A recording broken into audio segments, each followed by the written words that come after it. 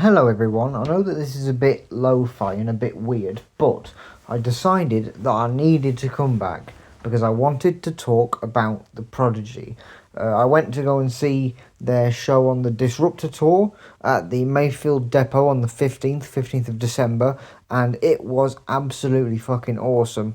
As far as the show goes itself, we'll get into that. I mean, there's a lot of things that I want to discuss in this audio podcast video, whatever this is, but there's a lot of things I want to discuss. But the show, first of all, as I say, was epic. The light show was incredible.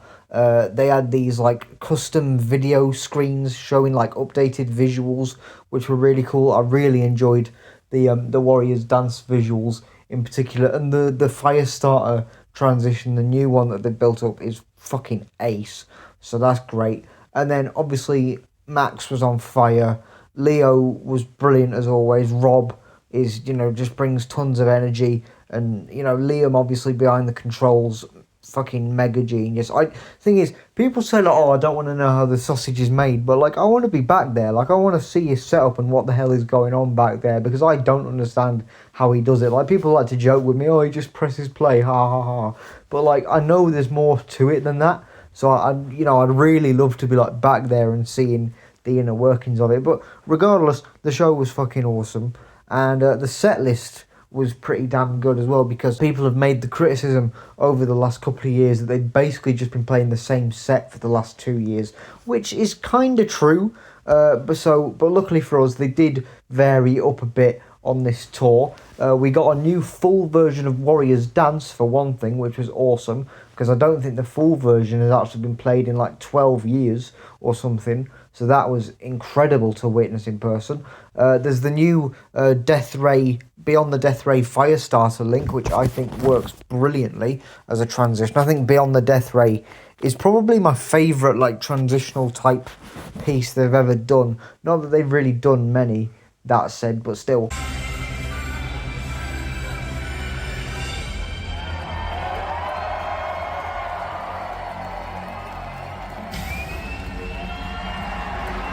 On our gig, particularly the one that I went to on the 15th, we got kind of an impromptu playing of the Diesel Power Knight Rider remix that wasn't even on the set list. That was amazing, because I think that live remix, as many people in the fan community seem to agree, is one of Liam's most recent strokes of genius. So to see that it got an airing on that day, brilliant.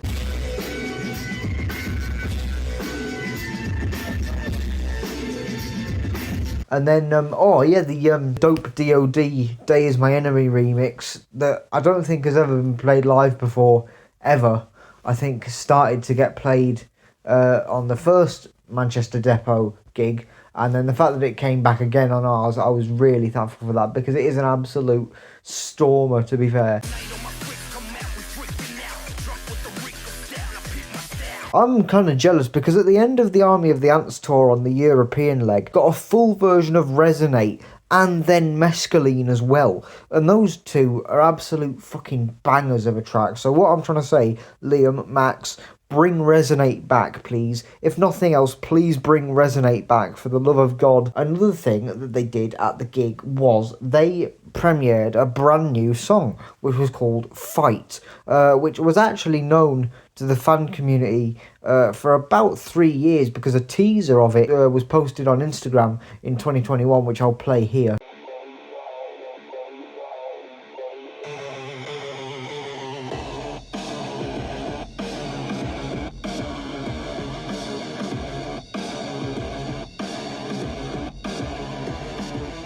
And yeah, I remember at the time when I first heard that, I was so fucking hyped. I was like, oh yes, this sounds fucking awesome, let's go, because just that guitar riff at the centre of the track is just absolutely gnarly as hell, and I loved it. So I was I really want to see where this goes. And so the fact that it's actually manifested into a full track rather than being kind of, left as a pile of cutting room scraps, I think is absolutely a good outcome. The show itself was amazing, I think. The show itself was incredible. But really what I want to talk about is the implications off the back of the tour of a new album. So new material has been teased as being worked on as early as like August 2019, I think, with that initial Instagram post.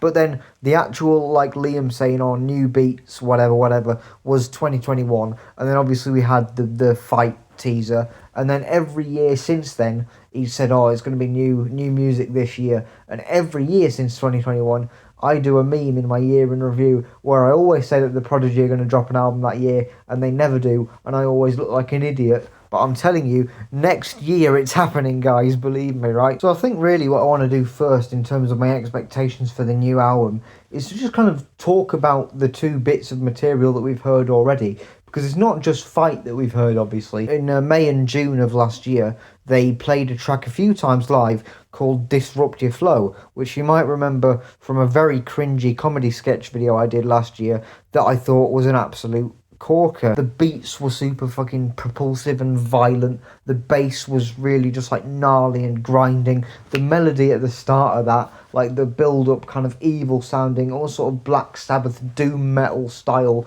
melody leading into it was epic. I thought that the synth lead had that kind of classic sharp Prodigy kind of bite to it.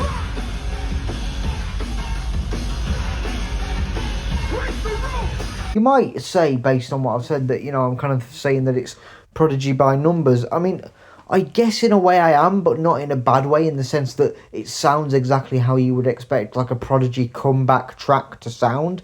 And like whether or not it's a comeback, I'll get back onto in a minute. But yeah, I thought that track had some serious potential. And then, but the fact that they dropped it after like 10 gigs or maybe even less was like absolutely befuddling to me, because it was an awesome track.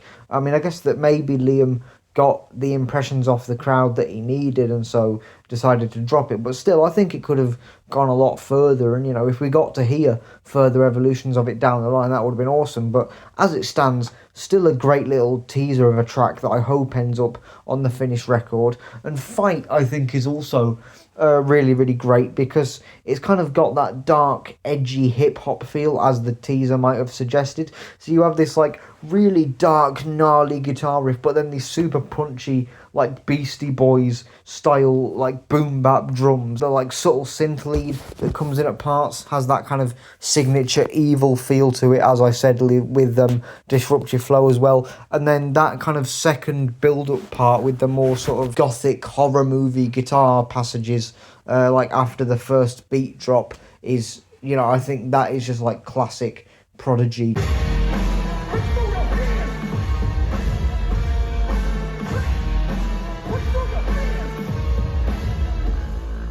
And I think Maxim on both Disrupt Your Flow and Fight, although the lyrics do seem to be very minimal, I think that's how the Prodigy have flourished on these last couple of albums, is like not writing verses and verses and verses of lyrics, but just these like short, sharp, catchy mantras that you just want to shout along to. Both of these tracks, I think, work really well. People have been complaining in the fan community about, like, oh, you know, he's just playing a loop. He's just playing a loop of the same song. And I would say that's kind of true, but I think that these songs are maybe more done than we think they are, in the sense that I feel like Liam might have a finished track, like a finished version of Fight, and he's just giving us the little taster of it to be like, hey, this is what's coming. Which I feel like, given the fact that the album has, at least tangibly we can see, being worked on for at least 3 years now, you know, you'd think that they were a bit more close to finish than being like a minute and a half of material of like 2 songs. But, you know, still,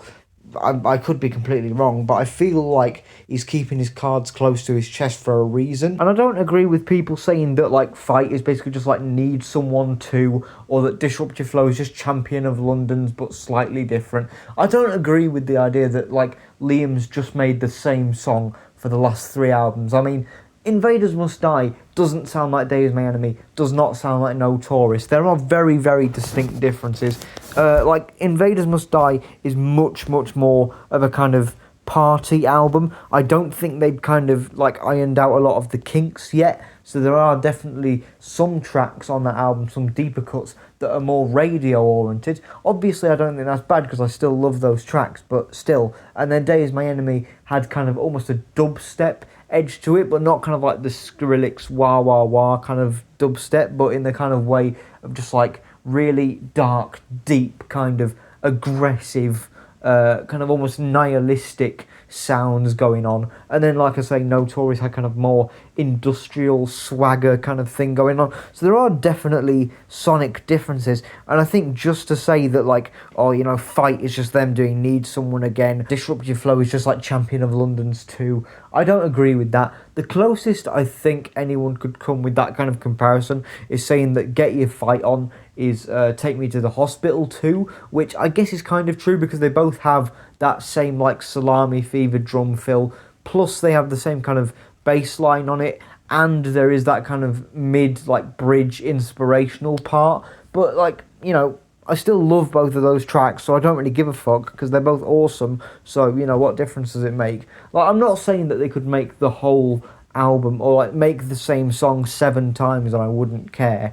But, like, in that case, I don't because they're both sick. But, yeah, I feel like these tracks work really, really well as a pairing into kind of giving a glimpse into what the auditory, like, the general sound of this next album is going to be. And I feel like the best way I can describe it, No Tourists, when it came out in 2018, was kind of described as having a bit more swagger in its step, like, still that kind of dark, modern Prodigy sound, but in kind of a more retro, industrial, kind of hip-hop swagger kind of way, which I agree with, having listened to the album a countless number of times.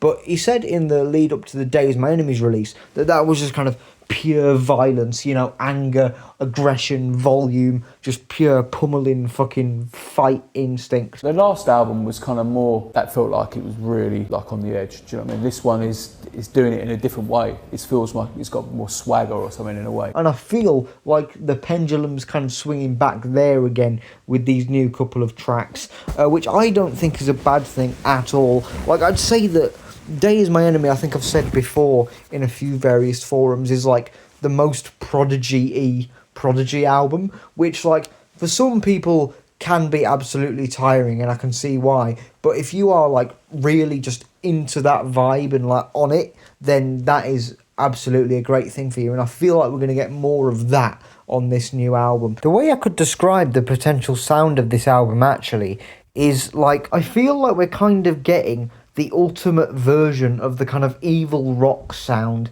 that was hinted at on both of their scrapped albums, funnily enough, which were Aono version 1, Always Outnumbered version 1, and Jet Fighter, which was around 2011, 2012, when that was being worked on in the kind of infant stages. And both of those albums, yes, I can see why they got scrapped in terms of, like, the ideas that they're playing with being quite demo-like, but there are similarities, weirdly, sonically, in the direction that those potential, like, proto-albums were going in that they were very kind of rock-heavy. Like, they were very much kind of electronically clothed rock songs, in a sense, or, like, very much kind of intense, sonically kind of forthright, and they definitely had a more rock song approach to songwriting than like an electronic approach. I mean, I guess Disrupt Your Flow slightly less because of the prominence of the drum and bass beats in that one and how the melody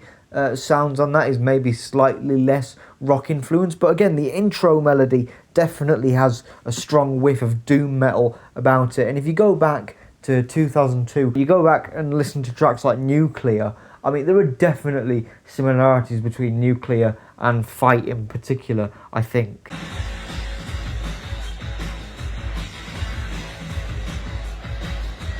And then same with Jet Fighter as well, you know, like you had Jet Fighter, the song, which was based off of that System of a Down sample, so obviously that was very rock-centric, but then you had those kind of really hard, actually quite probably the closest they've come to like actual bro step in terms of the melodies, like, you know, a lot of the bass wubs and stuff, but it still sounded absolutely fucking mental. You know, I would have loved to hear a full version of that song, and they were even working on it, I think, until 2014 it got played, so I'm sure there is a version of it still languishing in a cupboard somewhere. I mean, you know, a lot of the Aono 1 tracks got reworked, like Trigger turned into Shoot Down, but Jet Fighter didn't really turn into anything.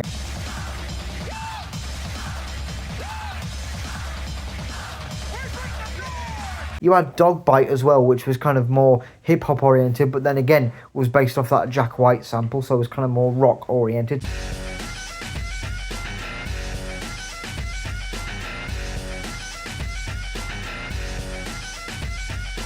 Both of those scrapped albums have kind of had that more prominent kind of rock ethos that I think Fat of the Land is maybe the only album that came close in terms of like, I think Day Is My Enemy and Notorious and Invaders Must Die, it's much more of a kind of unique fusion of those two sounds that like only the Prodigy can do. But I feel like in terms of the kind of more obvious fusion of rock and electronic elements kind of on the face of it, Jet Fighter and A01 were the closest we came to it, and unfortunately they got scrapped. But point being, I think with this new album that we're finally going to get like the ultimate version of that kind of evil rock crossover sound, which I think, as much as those albums being scrapped was probably the right decision, I feel like that sound and those ideas and that combination of ideas, you know, still has mileage, and it must be if he's come back to that kind of drawing board, even if by accident, if he's come back to it 3 times, there must be something in it. And so I think this is going to be the album probably where he refines that formula. I mean, I'm not going to say that the whole album is probably going to sound like that, because it won't. I know it won't. But, you know, at least it's an element of, like, intrigue, possibly. So, yeah, like, I think that Fight and Disruptive Flow are both great teasers for the potential record that's coming out. But obviously the fan community, being the fan community, rightly so, as we've been waiting for over 6 years at this point, thinks maybe they've got more material up their sleeve. I mean, after all, you know, on the December 2017 tour, Resonate got played, and then I'm pretty sure like 2 days later, Need Someone got a debut, and then like a couple days down the line after that, Boom Boom Tap, the demo of that got on airing, and I believe it was like Brighton or something. So, you know, there's no reason why people would assume that they don't have more material. They're literally, I think, about to go on stage on Brixton for the first night as I'm recording this. And so people have been thinking, well, they sometimes pull a deep cut or two out at Brixton. Maybe we'll get some more new material there.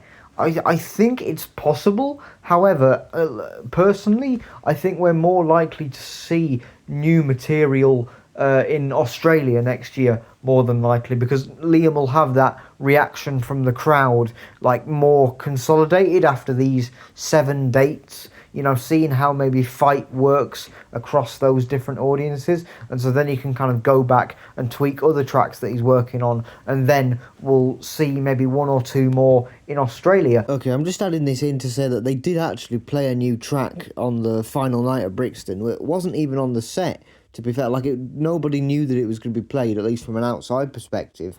You know, I think they just randomly, like, Liam just randomly started playing it after Poison, I think it was, and it is an absolute smasher. Someone on Facebook, I think, actually managed to chat with Liam after the gig and asked him what the track was called, and apparently it's called Hit the Switch, which would chime with some of the vocals that you heard in a fan recording of it.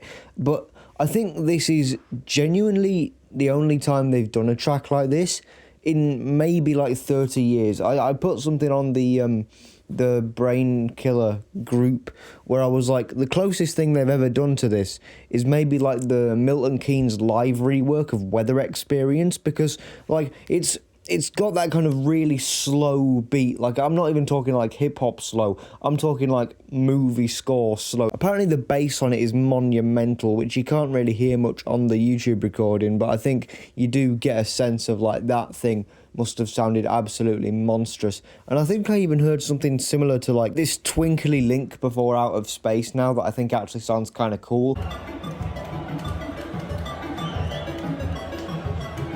And I can hear in like the main like drop bit, they play some kind of twinkly melodies over the top of it that kind of sound like they were taken straight from that. And so, to be honest, I did kind of hope that Out of Space link had some other kind of, you know, use somewhere else. And so it seems like at least something similar is being used there, which is cool. But the main thing to really draw attention to is the use of strings on this track, which is absolutely incredible. Again, to draw a comparison to Weather Experience, it's kind of like a more twisted version of Weather Experience, in that the strings kind of, you know, bring to mind more kind of a evil James Bond, kind of Indiana Jones climax kind of a vibe, which is really, really cool. And people were saying that this was likely inspired in part, maybe, by Liam's work on the Netflix horror film Choose or Die, which, aside from being apparently quite a shit film, I don't know because I've not seen it, but yeah, like, I honestly wouldn't be surprised if his work, like, working on that score, like, inspired this, like, whether this was like a bit that was left over that he didn't end up like submitting and kind of build a track around it. That would be awesome. As for the vocals on it, people thought it had Maxim's vocals, and so they were wondering whether he recorded the vocals on it, and so I thought it was weird that he left the stage before this track got played, probably thinking that No Good would just be the next song that came on. But, like, I've heard some people say that it sounds more like Zach De La Rocha from Rage Against the Machine, and honestly, I can see that. It didn't quite sound like Maxim. Like, the vocals that you get from Maxim are very, very, very minimal, and like, you can't hear them that well. But if this was a Zach De La Rocha feature, that would surely be like a dream come true for Liam, because he's featured Tom Morello on One Man Army from the Spawn soundtrack, and then now getting a vocal feature from Zach De La Rocha, even if it is like 1, 2, 3 lines, that's bloody worth it if you're asking me. So again, to kind of go back to what I said about the earlier 2 tracks, I think now adding this 3rd track into the equation, not only is it more obvious that we're going in that kind of sonically violent direction, but also it seems like Liam's got a kind of really well-rounded sonic palette going, which again puts like rest to the claim that he just makes the same song on every album, because these 3 tracks are very different from each other, but are all absolutely awesome in their own distinct ways. So especially after this track dropped, and like, there's already hype around it in the fan community for how different and awesome and incredible it is with those orchestral arrangements, like, this new album's going to be something special. And as far as the set list goes, like, I know people have been like, oh, they called it the Disrupta tour, why isn't Disrupt Your Flow on the set list? And I agree, right? If Disrupt Your Flow and Fight were on the same set list together, with Resonate, obviously, that would be fucking awesome, because then you're getting, like, the most new Prodigy that you could possibly get.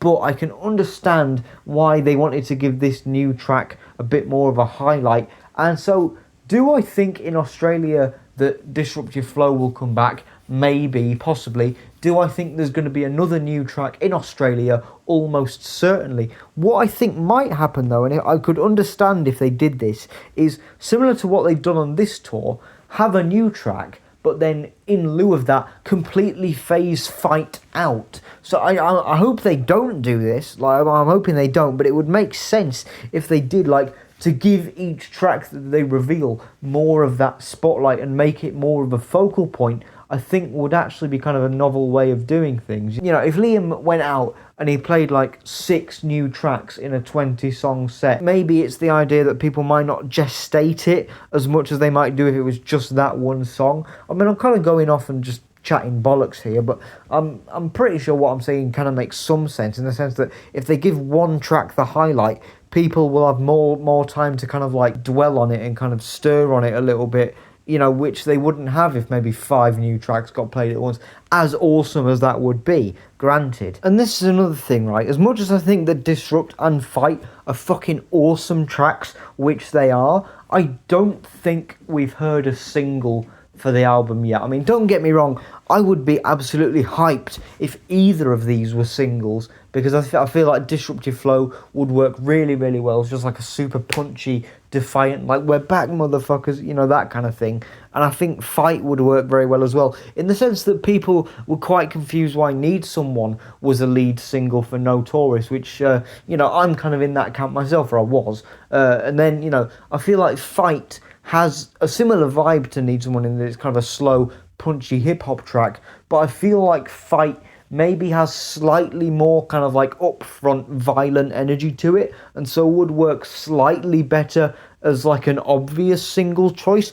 But the reason why I say I don't think either of these two are going to be singles is because I don't think we've heard like one of those big tracks yet, right? Like, each of the albums in like the new Prodigy formation, right, since like Invaders, they've all had those like big anthemic type tracks, right? Like on Invaders it was like Take Me to the Hospital, right, and Omen, and then on Days My Enemy it was like Get Your Fight On, Wild Frontier, Notorious, you had We Live Forever and Champions of London. You know, those tracks was like all of the guys on one track, and it's just like this big bombastic explosive fucking thing, right? I feel like it's gonna be difficult for me to know which ones these tracks are, because obviously Keith not being in the picture anymore, the dream on this album, obviously, because they got Leo on drums for Champions of London on Notorious, would be to have Liam, Keith, Maxim, Rob and Leo all on a track together. That big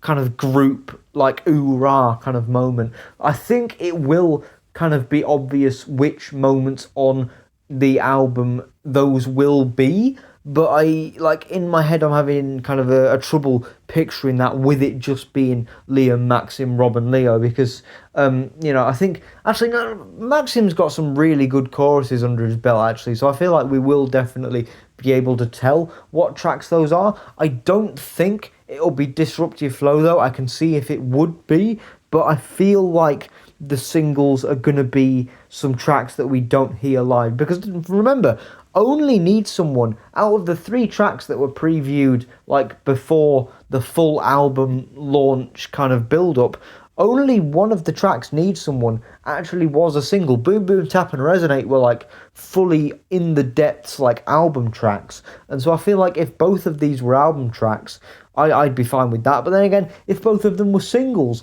that would be fucking awesome. I just feel like I, to my ears, haven't heard that kind of big single material yet from either of these tracks, but I'm sure that they've got it in the bank somewhere. I like, this is definitely more of a ramble video, so hopefully what I'm saying makes sense. But yeah, that's just how I see it really. As for other details of the actual album and like the material on it, I originally was like fully on the kind of it will be a full Keith tribute album kind of hype train. I don't think that's going to be the case though, because if there's one thing I know about the Prodigy now is that they're very tactful, but they're not overly sentimental. So they'll do the Firestarter Laser tributes at live shows, and they'll do a post on Keith's birthday or the anniversary of his death, but they won't be like overly kind of saccharine or kind of showy about it. And so I think, it won't be like a full-on tribute album as such, but I feel like there will be subtle nods in there. Like, even as small as like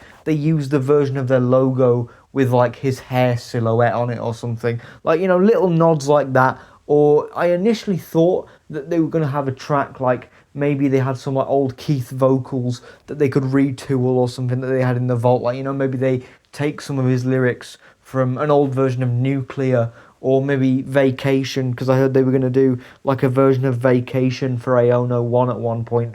Vacation being a track from Keith Flint's solo album. But I feel like actually that would be kind of gross to do. Not necessarily gross because it wouldn't make sense, but I feel like that's not the direction that they would go in at all. I feel like they would inhabit the Prodigy as it is now, rather than being like, this is what we were, this was a part of it. Like, obviously they could pay tribute to him in a way, but I don't think they'll do it in as obvious a way as like, oh, we've dug up some of his old vocals just so we could have him on a song for the sake of having him on a song. That doesn't strike me as something they would do at all. They're not going to do some like overly emotional, like I miss you bro type song. Again, it's just not something I foresee happening. But I can see like little kind of, lyrical allusions and tips of the cap. Because like, often what Prodigy lyrics are now is kind of like those 1-2 short, sharp lines that, are memorable, they stick in your head and they get a point across, like Champions of London, baseline drama, cut through your armour, Dalston to Brixton, the friction, no tourist, no ride is free, no tourist, no sight to see. And so I wouldn't be surprised if, maybe on one of the songs you had a lyric like, let that fire burn brighter, something, just like a little kind of sly, reference that isn't so obvious that it's like, okay, this is like the tribute song, I guess, but like enough to where people who are fans of the band or just know of the band can be like, oh yeah, that's cool. And I think just quickly going back to something I said earlier about Disrupt Your Flow sounding like what a Prodigy comeback track should probably sound like. They are obviously not thinking about this as a comeback album because in their heads, I guess, they've never like truly been away. I feel like the closest Liam would say was their comeback album. Invaders Must Die, after the kind of Aono weird period in general, maybe was a kind of comeback album. But I feel like after everything that they've been through in the past 5 years, with like Keith passing and then COVID on top of it, which is a separate thing, but still, and like the amount of time they've had between releases, which now I think this is actually the second longest gap between albums ever. It could potentially, by the time the album comes out, be the longest gap. So, it's been a while since we've had new material from them. And so obviously with Keith passing especially, it's going to feel more of a comeback album than any other album would naturally, because Keith was such a massive part of it. But I don't think they'll be like hyping it up as that. I don't think Liam's going into the studio every day going, okay, I'm writing for a Prodigy comeback album. He's probably just thinking, I'm writing for the next Prodigy album. And I think that's the best thing to do, I thought that initially they might go for a slightly more mellower sound, because I was still in that headset of like, oh, they'll do it as a Keith tribute album. But I think in a way, to kind of sway full back into that sonic violence and just go full force into it is exactly what they would have done anyway, and probably what would have happened if Keith was still in the band, I guess. So they'd want to kind of continue on doing what they do, for lack of a better way of putting it. Then again though, even if it isn't necessarily like a comeback album, because of all the reasons that I've just listed, most notably like Keith passing, and with it being like such a big gap between Notorious and this, I do think it is possibly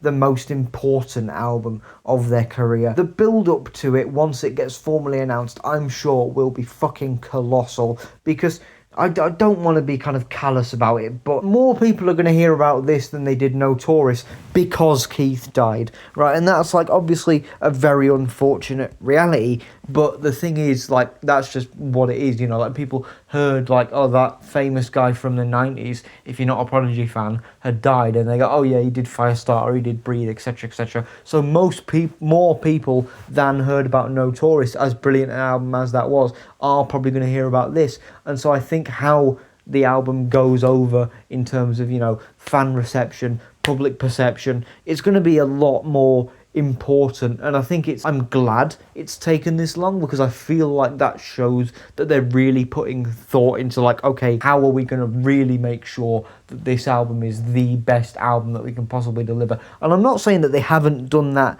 before, but just that actually, as much as they might not be cognizant of the fact that it's a comeback album, they may well be cognizant of the fact that more people will be paying attention to it because of the things that have happened over the last 5 years. So I guess the last thing I'd really want to talk about is just my general expectations for the album. I mean, I've talked about expectations sonically, I guess, with the sound that I think the album's going for, so I think I've touched on that well enough. In terms of other things though, let's say the artwork, for example, is a bit more of a trivial thing. I really like what Luke Insect has done with the last couple of covers. I know he did the Notorious cover, which some people complain about for being too dark. I think it looks great. I think it looks awesome. That really gritty kind of dark feel really fits with the sonic palette of the album really well. And then I think both kind of Army of the Ants and Disrupta Tour have very, very strong kind of visual centerpieces to them. I feel like he could honestly use either Army of the Ants or Disrupta as the base for an album art, and that would be awesome. Although, I think Luke Insect, having worked with the band on so many occasions now, he'll always pull it out of the bag. So whatever the artwork is, I think it will be fucking great. Again, when I was back on the kind of Keith tribute album hype train, I thought they were going to do like some, black and white shot of like maybe the back of his head with the mohawk or something. But I think obviously they're just going to like push forward in doing what the Prodigy do. And so I think they should keep with Luke Insect, because he's very clearly shown himself to be a brilliant artist. So, I feel like whatever he comes up with will be gold. As far as other things to do with the album, the only other thing I can think of is like additional contributors, because one of the things that the Prodigy have been doing since Music for the Jilted Generation even is having really great guest spots on their albums, like Their Law featuring Pop Will Eat Itself was obviously amazing track. Diesel Power, you had Cool Keith from the Ultramagnetics, which awesome. I fucking love Diesel Power, and Cool Keith is obviously just a legend, you know, undisputed. You get onto Always Outnumbered, you've got features from Twister, you've got Juliette Lewis on there as well. He got an Oasis collab track, essentially, with Shoot Down. And then on Invaders, you had the kind of hidden Dave Grohl feature on Run With The Wolves.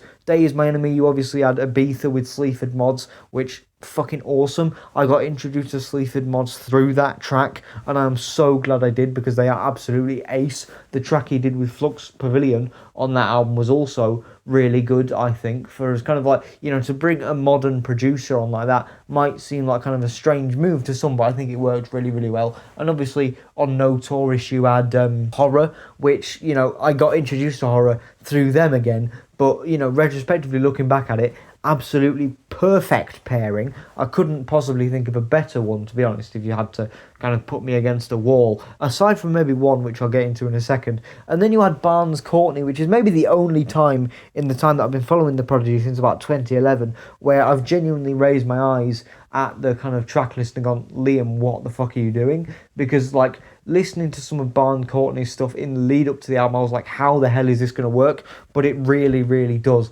So, you know, I'm going to guess that there's maybe going to be one or two collaborations on there, you know, on this new album. And so if I had to guess at one, the one that is really, really solidified in my mind as a serious possibility is the kind of rap rock grime group Peng Shui, which would be fucking incredible. I love Peng Shui so much, because, I mean, they remixed Light Up the Sky for Notorious, which is how I got introduced to them, surprise, surprise. That was incredible.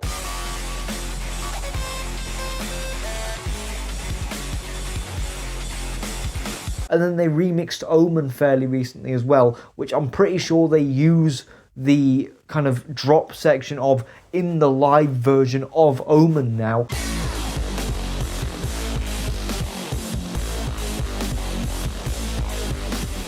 I feel like if Peng Shui did a collab track with the Prodigy, that would just be absolute perfection to my eyes, because Peng Shui's whole thing to me is just like pure violence, anger, aggro, force, shouting, energy. You know, that's exactly the kind of thing that the Prodigy are like the kings of, and so to have them two meet on a track together would be like a perfect match as far as I'm concerned.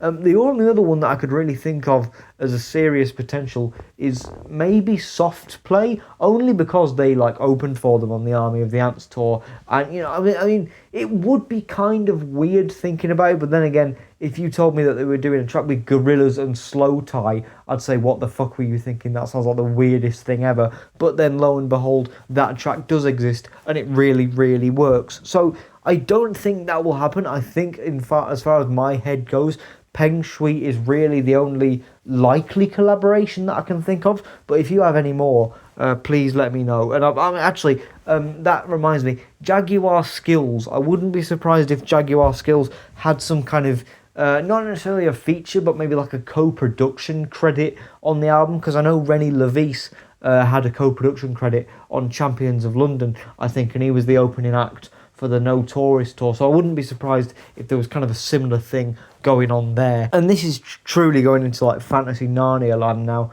If I had to think about like dream collaborations, like logistics and everything aside, who would I want to guest on a Prodigy song? One that I could think of was JPEG Mafia was one that I could think of. I feel like JPEG Mafia and the Prodigy have a lot more of a crossover audience than you might think.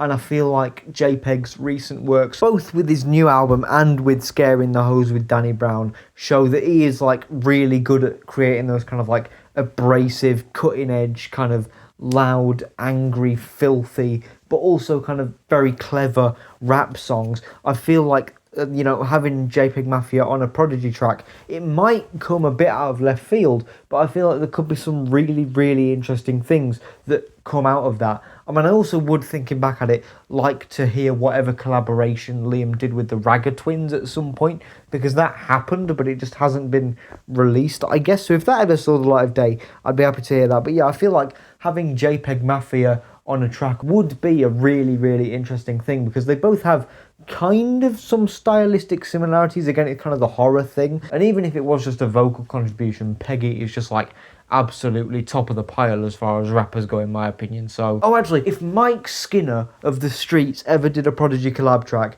that would be fucking incredible. Two of the ultimate British, like, underground musical forces coming together, that would be something really special. As far as my other, like, main dream feature, it would probably have to be Censor. Their Law was actually originally meant to be a Censor feature rather than a Pop Will Eat Itself feature, but like Censor was really busy touring Stacked Up at the time that they were making music for the Jolly Generation, so it actually fell through. But if the Prodigy and Censor got together on a track, I swear to God, my fucking head would fall off. It would be fucking incredible. And I know that Censor have been in the studio over the last year working on their next upcoming album, which was supposed to come out at some point this year, I think, but it's probably going to come out next year as well. So if they somehow find time, or found time I should say, to work on a Prodigy album in that mystical fairyland that my head's living in, that would just be the most incredible, amazing thing. And I'm sure Liam would be absolutely fucking buzzing off the back of it as well. I heard that both around the Fat of the Land era and the Aono era, they were going to have a Perry Farrell of Jane's Addiction feature on there. I mean, Sleaford Mods got a Perry Farrell feature, so I don't see why in, like, some world the Prodigy wouldn't have got a Perry Farrell feature. But, I mean, I just don't think it would work given Perry's voice and stuff, and especially all that's gone on with Jane's Addiction recently. In concept, it would have been cool. I think more so in the Aono days, because then you're working with, like, Strays era Perry. Same with, like, an Iggy Pop feature or something. Like, yeah, in the idea of it, it would be cool, but for some reason, something about it says that, like, I just don't think it would work that well. The more obvious a Prodigy feature would be, in some ways, the kind of less sense it makes. At least in some cases, anyway. But yeah, that's it, really. Those are my expectations and predictions of the Prodigy album. I think, as far as the release window is concerned, just to kind of, tap that off, I feel like it's probably more than likely going to be, like, I'm going to say, like, October 2025, because, like, they work on some new tracks over into the new year, premiere them in Australia, maybe a few more months after that working on the album, and then you get to, like, May, maybe, or June, and it's the album build-up into October. There is no way that we won't at least have a couple of singles by the end of next year. At absolute most, the album will be released in, like, January 2026. But yeah, I feel like with the strength of these tracks, with the methodology that they're clearly going into it with the sound in general that they're shooting for, with the potential features, everything about the strength of this album and the impression that I'm getting of it, it is going to be something really fucking special. But I would say that this is maybe the most anticipated album I've ever had since I got into music. And, like, obviously I've been into music before, like, I followed the Days My Enemy release, like, whenever they released a new single for that, I would listen to it, but I wasn't following it actively. I actually got a lot of the kind of single release information, bless him, through my dad, who would tell me, like, oh, a new Prodigy single dropped, the album's coming out on this day, oh, the album came out today if I forgot, because he was like, he knew obviously that I was a fan of the Prodigy, and I just didn't know at the time how to kind of keep up with that. But then, the first album that I really kind of knew when it was coming out and I followed 100% the lead up to it was Death Grips' Year of the Snitch in June 2018, and so obviously No Tourist was quite soon after that. But I feel like this next Prodigy album, whatever form it takes, whatever sound it goes with, whatever anything, it will be my most anticipated album in my time as a bona fide music fan, if you want to use that term. It's like a fucking wanker, but I'm so excited about this album. Both the new tracks sound fucking awesome. The potential for this album is incredible. I'm sure it's going to be something special, and I'm sure you agree, and I'm sure that we can all agree as well that the Disrupta tour is fucking ace. So anyone who has the potential to go and see them at any of the festival dates next year, fucking do it. You're missing out if you don't. And when the new album comes out, buy it. I will be. I'll probably buy it across like 4 different formats just because. I'm rambling now, but point is, I'm really fucking excited. You should be as well.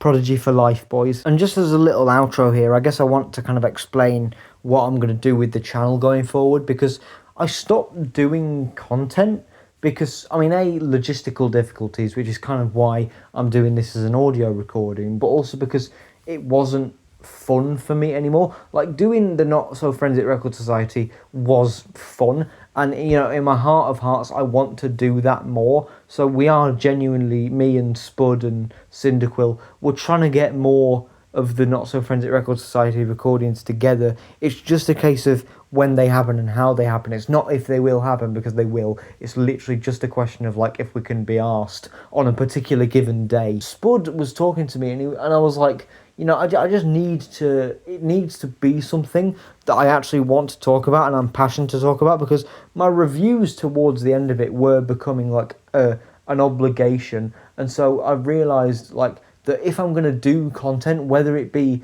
Forensic Records or something else, I don't want it to be an obligation. I want to be able to do it on my terms as a hobby. And he's like, well, surely you've got to come back to talk about the new Prodigy tour and the album. And so I have. And he said that, you should probably come back when the album comes out to review it, and I will. So I'll probably be doing like an audio track by track review in the style of my old reviews, but just like in audio form, because I find that easier. I'm really hoping this is the best album of 2025, because if it wasn't, like if it just wasn't good, I would be absolutely fucking heartbroken. But I am absolutely crossing all my extremities here in hoping that will be the case. So yeah, basically, as far as the channel's concerned, just know when I upload something, it might not be of like the highest quality level. I might not have put like 30 hours of research and editing into it, but you'll just know when I upload something that I'll have passion towards it, as is the case with this. Enough rambling about logistics.